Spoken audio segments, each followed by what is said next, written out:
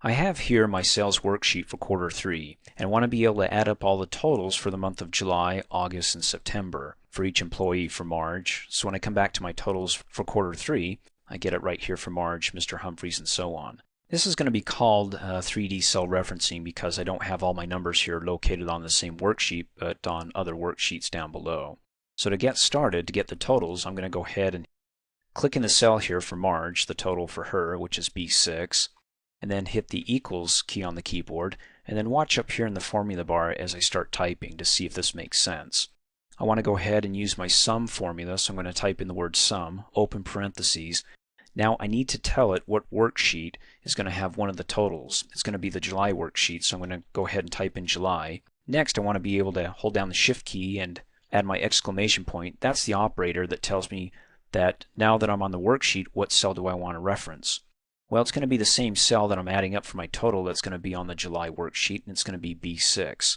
So I'm going to go ahead and type in B6, comma, and let's go to the next worksheet, August. Type in August, operator, exclamation point, and then also reference cell B6, comma, and then finally September, my operator, exclamation point, and B6.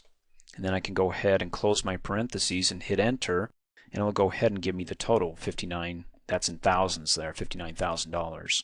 So if you look down here on July, it was referencing B6, see B6, and then also August and September. It's very helpful for me when it comes to organizing and doing some 3D formulas, because if I had it on September for Marge Simpson, her cells was like, let's say, an H17, then up here, and F3, I mean, that gets messy. It's hard to remember where that's at. So for simplicity, I want to make sure that my total cells will also be referencing the same cells on other worksheets, B6, B6, and B6. Okay. So back to my totals here. Next, I want to show you a shortcut. Now this shortcut is only going to work if you have it organized or laid out the way that I have it. Because what I have here is for the rest of these remaining totals here on B7, B8, B9, they're also referring to here B7, B8, B9, and B10 and B11. Okay. Again, I don't have it up here or down here or all over the place. It's all organized for each month. Okay. You'll see this when I show you the shortcut. So I'm going to come back here to my total here, click in cell, and I'm going to begin with Mr. Humphreys, B7. Again, I'm going to hit equals on the keyboard and type in the word sum, then open parentheses, and then what I'm going to do is come down here and click on the month of July, hold down the Shift key and click on September, and then watch what happens up in the formula bar. The formula is now saying, look, July, and remember the colon means through, July through September. So through these worksheets, July through September also includes the one in the middle, August, and any other months that I may have in the middle.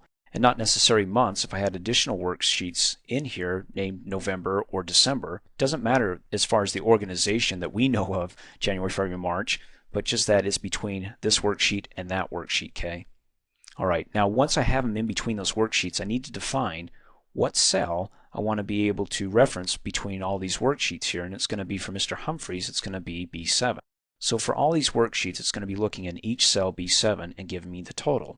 So all I have to do now is hit enter on the keyboard, and it gives me that total here. And then you can review the formula up in the formula bar here. It's July through September, and it's always going to be B7 on each of those worksheets, July, August, September.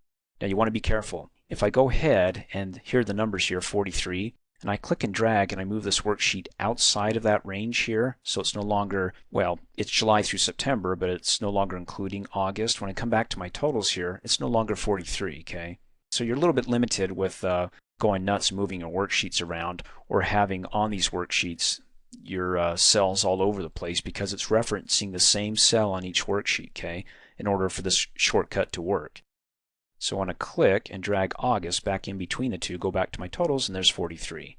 And then of course once you've done that, you can use your autofill handle to fill in the rest of it by clicking and dragging the black cross down. And if you haven't watched a training video on autofill, you want to do that, so this makes sense, because watch what happens. See, there's 56 for Doug Heffernan, which is referring to cell B8 from July through September down here on the worksheets. July, he's B8. There it is, B8. Great.